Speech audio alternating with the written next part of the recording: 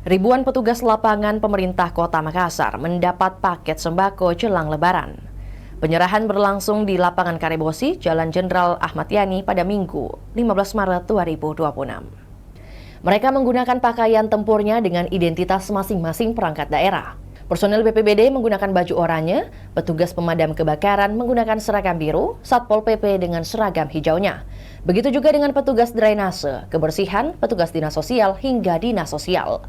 Bantuan tersebut diberikan secara simbolis oleh Wali Kota Makassar, Munafri Arifudin, Wakil Wali Kota Alia Mustika Ilham, Ketua TP PKK Melinda Aksa, PLH Sekda Dahyal, hingga jajaran organisasi perangkat daerah. Kepala Bagian Kesejahteraan Rakyat Pemerintah Kota Makassar, Muhammad Syarif, menyampaikan total 7.000 paket sembako yang diberikan kepada petugas lapangan. Bantuan diberikan atas kerjasama lintas sektor, mulai dari Basnas 3.600 paket, Boswa Peduli 1.000 paket, Kala Group 1.000 paket, Bank Sulsel Bar 1.000 paket, BPMD Sulsel 300 paket, dan FKIJK 200 paket. Bantuan tersebut diberikan atas apresiasi kepada ribuan pekerja lapangan yang selama ini menjadi garda terdepan dalam menjaga kebersihan dan menangani berbagai persoalan kota.